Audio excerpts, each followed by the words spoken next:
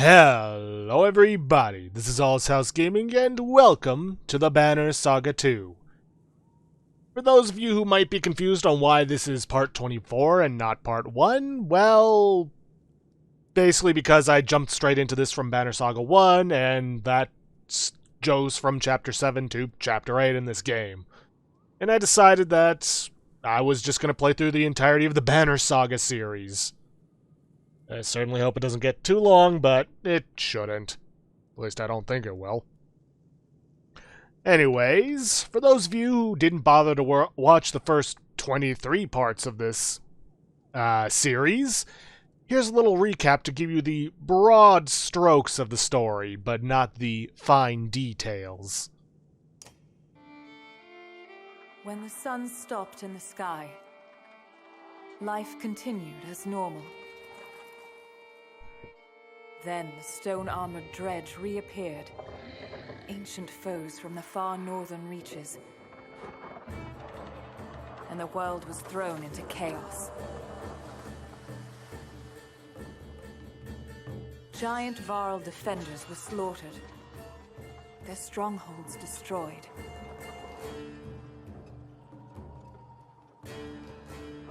Now Hakon is the Varl king and protects who is left of his race. Rook, a humble hunter and father of Alette, found himself leading frightened clansmen towards safety.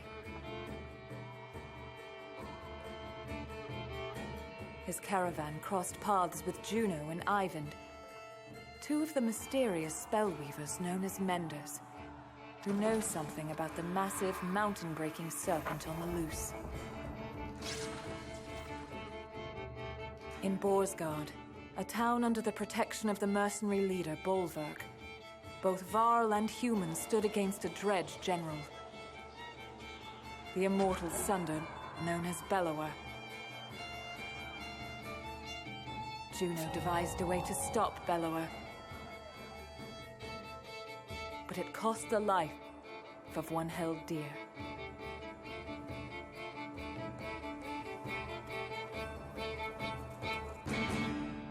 The saga continues. Indeed it does. And yeah, when I said broad strokes of the story, that was basically it. Also, something else that should be known. If you're here to see how to handle challenging fights, you're in the wrong place. I'm just here for the story and for making some of the better decisions on some of the, choices you'll have to make, so yeah, difficulty is staying at easy. I don't care what anyone says. Start a new game, and if you have played through Banner Saga 1, you'll be able to import your save, which includes all of the decisions you made, not just the major one, which is what I'm guessing you only get by picking one of these two. No, I'm gonna import my save game. Profile 3. Oh, also, it should be noted that you do not get the kills or the renown from the Bellower fight for some reason.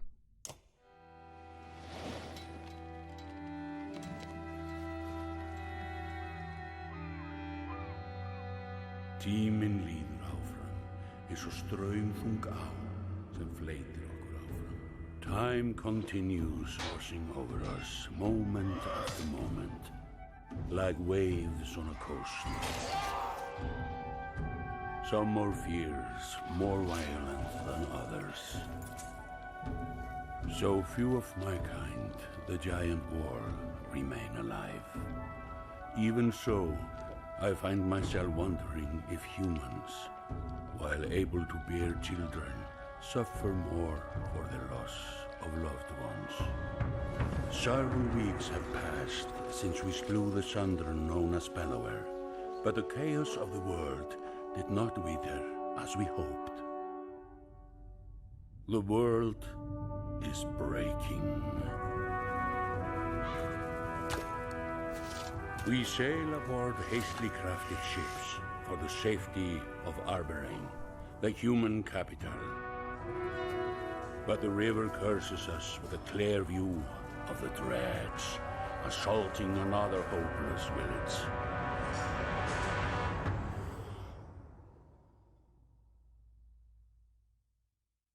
Yeah, it seems that defeating Belor doesn't seem to have stopped the dredge at all. As Juno said, they're fleeing from something. So the death of a general ain't gonna stop them. Slow them? Maybe. Stop them? No. Move away from those glowing rocks! This one's mine.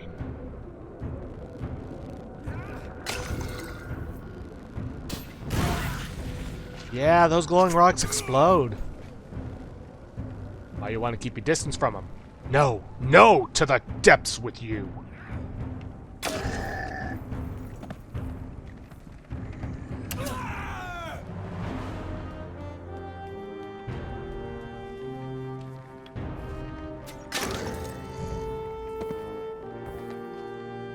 We'll handle the rest. Pull back. My thanks, strangers. Better to let them keep fighting.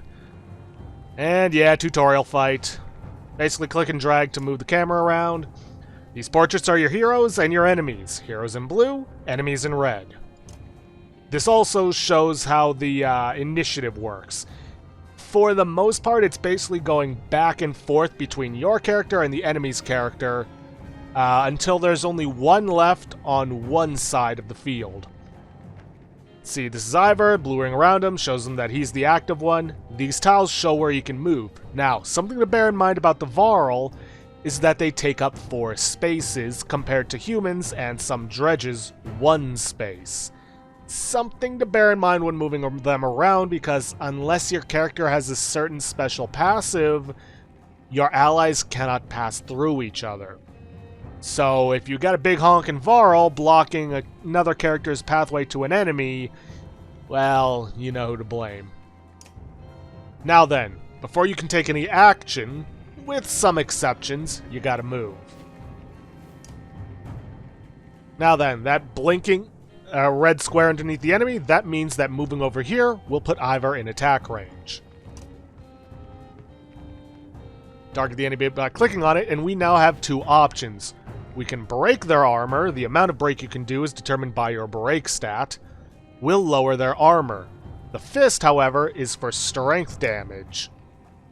Strength is determined by, well, your strength stat, which is not only your damage, but also your health. So as this goes down, you will do less damage to enemies. Now, the reason this says 8 instead of Ivor's 12 is because of the fact that the dredge enemy we're targeting has armor. So the total amount of damage you can do to the enemy is your strength minus their armor. So, because he has 4 armor, and Ivor has 12 strength, he will only do 8 damage in total, which is enough to take the enemy out. We can also do break damage to lower it so that we can do more damage later. Break is kind of more of a long-term investment in the battle.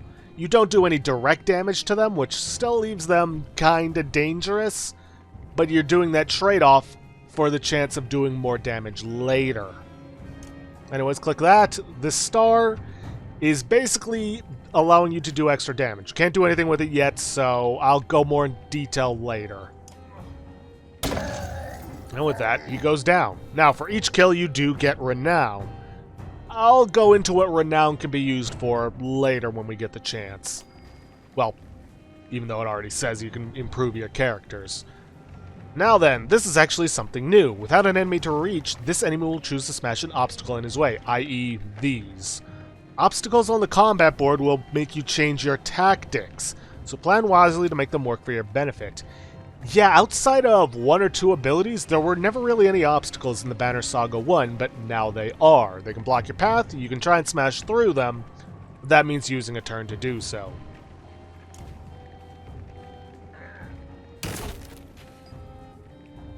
Now it's Hakon's turn. Now then, it looks like he's out of range of the enemy, but he's not. Those gold tiles denote areas you can move to using willpower. Willpower, in this instance, can be used to move within enemy range. As you move through golden squares, you will use up your character's willpower. It doesn't regenerate normally, except for a couple of exceptions. One is resting, where you do nothing for your turn. That gets you 1 will point. And there are also other means of restoring willpower. But I'll get into that later.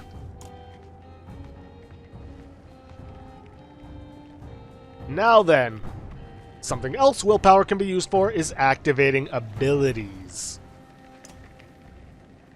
Standard attacks only affect a single enemy, but Hakon has a special ability that gives him a unique advantage. Like the ability, which is Sundering Impact. Looking down here, you can see what it does at each rank. Yeah, as your characters level up, you will do... your abilities will rank up too, and allow you to do more things with them. But higher level abilities cost more willpower. Thankfully, even if you do rank them up, you can still use the lower rank if you don't have enough willpower for it. Now, unfortunately, Hakon only has 1 willpower, so we can only do rank 1. 100% to hit, strength damage plus 1, 1 break to target, and 1 break added to Heavy Impact. Heavy Impact is basically his passive ability. That basically means that he does, whenever he hits an enemy, he does damage to adjacent ones.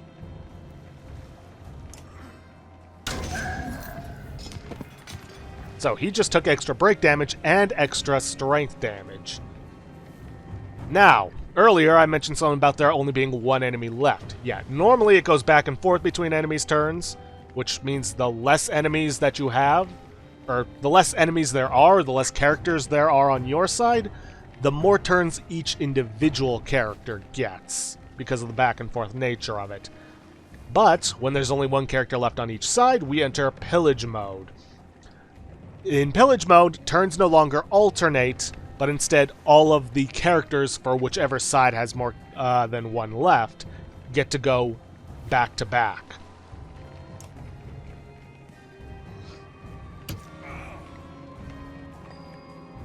If a character does not move on his turn, he can rest to regain 1 willpower. Aleo will rest this turn. Translation, you don't get to see what abilities he has yet.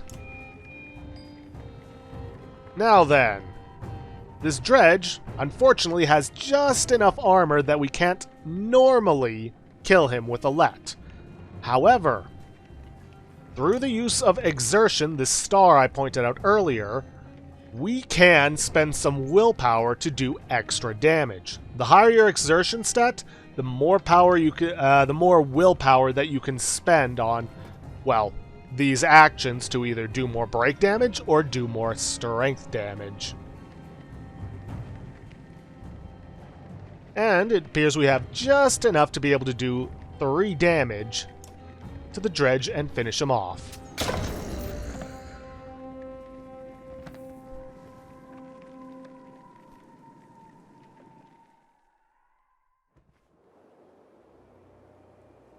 The villagers' reactions range from terrified by the foes to awestruck at your arrival.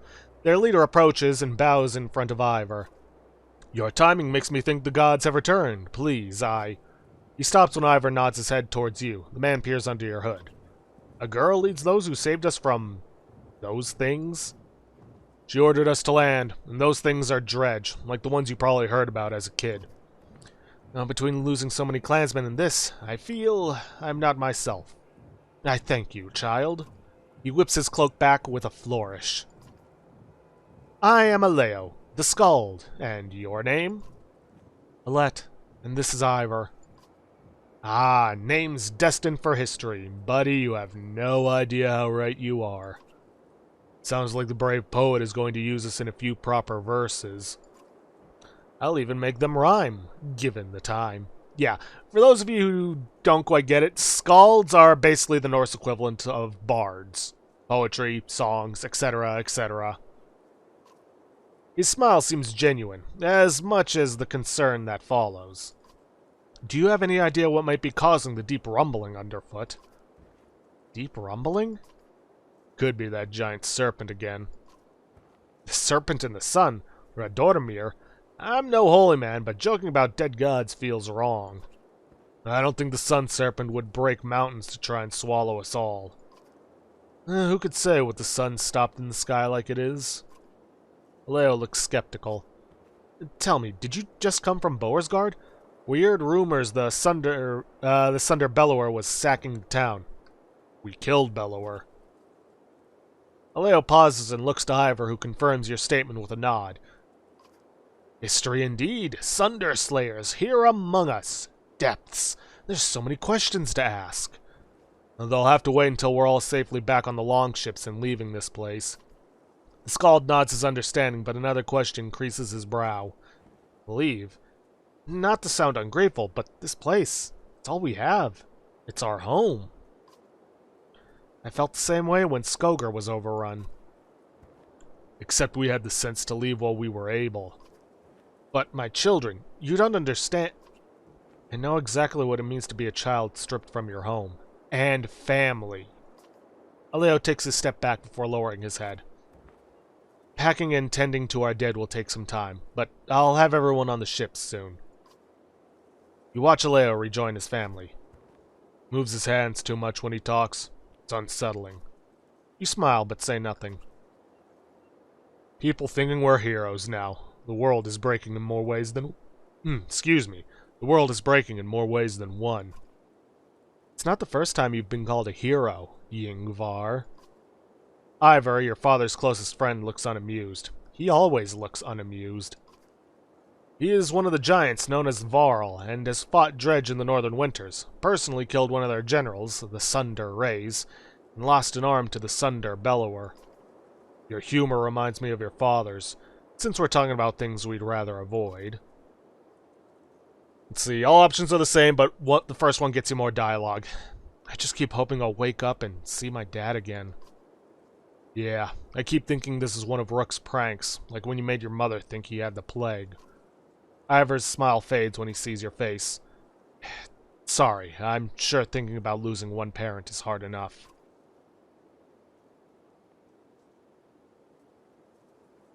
Maybe I could ask you more about them later. Of course. Makes me feel like I'm still good for something. He walks towards the village, leaving you alone with your thoughts. Oh, Let. I know what it's like to lose family. Perhaps not in the same way you did, but I know what it's like to lose them.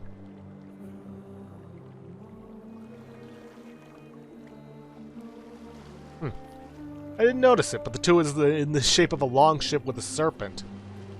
Huh. Nice reflection.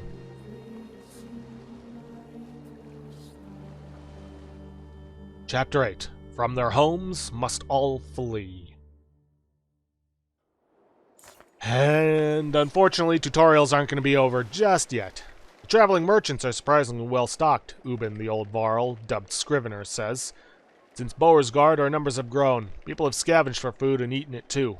Regardless, we'll need plenty of supplies considering our destination. Thanks, Ubin. Of course, he says. Oh, almost forgot. There's something ruffling the feathers of the Ravens, the mercenaries who followed us from Beauregard. Chat with their leader, Bulwark, but be careful. He's not like other Varl. Okay, now this whole thing shows you all the things you need to know right now. Population of clansmen, fighters, and Varls, how much renown you have, how many days of supplies you have. This is very important. If you run out of supplies, people will begin starving, and you'll lose, well, people. This is a map that basically shows you the map of the world. Not too important, and this is how many days have passed. See, yeah, we have 28 for days of resting or travel. Yeah, you can rest at times in your camp, but that will cost you supplies. And the tutorial ain't over yet. The market. Renown is used as currency in this game. I had different things here when I did the audio testing. Oh well. Anyways, Renown is traded for supplies. How many supplies you get depends on the merchant.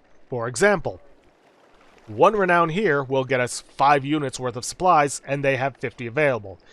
Yeah, you can't just hack your Renown up and then just buy as much as you want, because the traders have limited supplies. I mean, you could probably do so to change their amount of supplies available, but who knows. But yeah, Renown is also used to level up your fighters, but we'll get into that later once it becomes available. And yes, you are forced to spend the 3 renown to get 15 supplies, but honestly, it's a good trade. You can also buy trinkets from the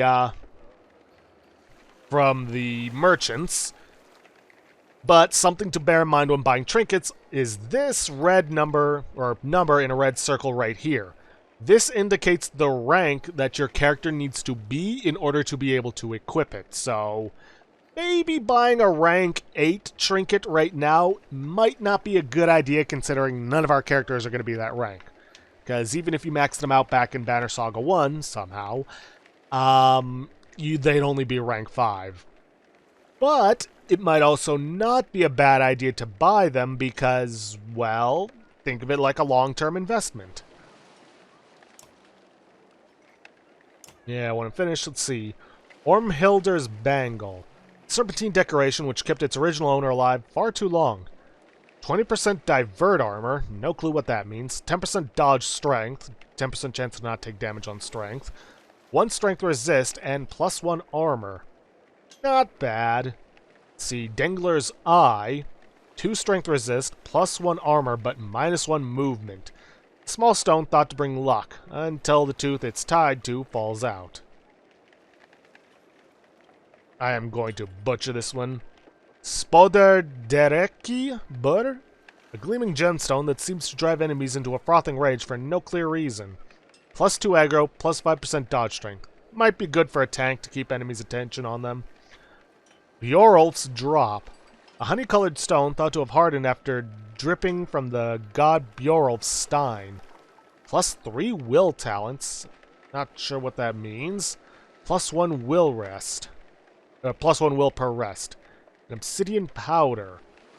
Fragments of a shattered dredge obsidian, carefully ground to a powder, will sometimes explode when applied to a weapon. Knockback on strength greater than 4. I don't know about any of that. I'll think about it. But let me buy up the rest of the supplies. Because why not? It's always good to have more food. And now we have a bunch of different people we can talk to. Unfortunately, we can't access our heroes just yet, so yeah. Alright, let's talk to Egil, whom I managed to get to survive through the last game. You find Egil, or Gil, engaged in a conversation with Prince Ludin, and wait to approach. I figured it wouldn't hurt to ask. I didn't know where there were rules on how to ask. But now you do. My father clearly needs to enforce customs across the backlands of his kingdom. Still an arrogant ass, I see. Oh, out here where we earn a name for ourselves instead of being born with a title? Ludin, surprised by the comment, sees you standing nearby. He straightens his posture. Your words are getting the better of you. I'll attempt to forget what you've just said. Nice mustache, idiot. The prince nods to you and walks away. What was that all about? Gil looks shocked to see you. Nothing. Just becoming a Kingsguard requires more than skill. You need a name. Kingsguard? You're looking forward to Arborang, aren't you? Just thinking about the future, you know? He suddenly looks concerned. Alette, listen. I'm sorry for not fighting by you during the attack. You don't need... No, I do. I promised your father I'd always protect you. See, options 1 or 4 will get us more dialogue. Well, things happen fast, so I didn't even notice. Oh. You suddenly realize you've embarrassed him. Whoops. I didn't mean it like that. No, it's fine. It looked like chaos. I'll just make sure I don't miss it again, is all. He shrugs and walks away. Okay, let's talk to Oddleaf. Oddleaf, a friend and mentor, is demonstrating fletching an arrow to a few people as you approach. Give us a moment, will you? The group walks away as Oddleaf stands and wipes loose feathers from her tunic. These people owe you their lives. Your decision to stop here saved every one of them. Well, our clansmen all agreed. Don't be naive. Saving people is what you do. What your father did. Those under this banner agreed because they follow you. Your tone is forceful, and you almost smile to break the tension. Almost. Alette, they respected Rook, and that respect has passed to you. But give them any reason to doubt you, and it'll vanish. But I don't really know what I'm doing. third one gives us more dialogue. Neither did your father. Not always. But the caravan saw him as competent and competent. Yeah, but why? How? Be decisive. For now, while you're proving yourself. Keep your emotions private. Just my advice. She stares at you for a drawn-out moment before nodding. Her demeanor softens. I wanted to discuss the clansmen. They're good at scavenging for food, and the more we have, the more food they'll find. Getting some of them to fight will keep the others safe, but it takes time. I'm not sure we have much of that to spare. As our leader, you're expected to decide how many fight and how many look for food. I'll keep that in mind. Thanks, Odd. You turn to leave, but Oddleaf stops you. She grabs you in a tight hug. Rook had a way of making it easy for all of us to be stronger. Her words seem to be as much for her as they are for you. Alright, no sense in putting this off any longer. Let's meet with Bolverk? Okay, random. Great caravan morale causes a +2 willpower bonus in battle. Your great leadership has allowed for ample supplies and caravan rest. Great. That's a little random it popped up then. Varl mercenary leader Bolverk and a rather large female fighter are talking to Juno, member of the Spellweaving Menders Council. Bolverk looks annoyed. Nothing unusual. There is no haggling on this. You already accepted the offer in Beauregard. Get this one to do it. Get me to do what? If Juno is surprised by your presence, it doesn't show. She continues to stare straight at the Varl. Alette is seeing to the survival of this caravan, something I doubt you care to do. She's a little small for such a big role, isn't she? And you're too big for your small role. The woman looks wounded for a brief moment before rating an insult. This will help nothing. What we discuss is private. Her look at Bolverk says she expects him to keep it private. Avon needs my help with healing the wounded, but we should leave soon. See Hakon at the dock when you're ready. Juno leaves without another word. Fane, Valka, one of these days, Claw and Fang will get thirsty for Spellweaver blood. Claw and Fang? His axes. The large axe heads are polished, the blades sharp, and the cheeks scarred from plenty of use. But it's the gray handles that stand out. They're unlike anything you've seen before. So, you're leading this rabble now? Only to Arborang. Then it's King Maynolf's job. Like he's got the answer to any of this. He'd royally piss himself if he ever saw a dredge. The pig-tailed fighter laughs. What's your name? I'm Folka, a shield maiden in charge of keeping the ravens alive. Bolverk gives her a stern look, but she doesn't back down. I already know who you are, chieftain. See, the second one gets us extra dialogue. I heard there's a problem I should know about. Varl seems to grow taller and more wild as he takes a step towards you. You stopping to save every Fane idiot along the river will get us all killed. Makes more sense to only stop the ships when we need supplies. Get rid of half these useless people too. They're slowing us down. That's not going to happen. We'll see what happens when you really get desperate, kid. If you're even still in charge of these fools. Bolverk snorts and turns his attention to a large sealed cart behind him. His bear-cloaked back indicates this conversation is over. Ooh, I don't like you. But I'm sure you'll be useful in battle. Alright, well, we've got just under a minute left. I was hoping to be able to take a look at the heroes, see what we can do about ranking up and show that off, but it looks like that's not going to be an option right now. So, and I don't want to get caught up in anything yet. I was hoping to get more than a tutorial battle out of this, but oh well. Anyways, if you guys like what you see, please leave a like, subscribe for future content, don't forget to hit that bell icon to get notifications for an upload, or to hit the straw poll link to vote for our next Let's Play. And please, leave a comment down below this video. I'll see you guys in the next episode. Thanks for watching.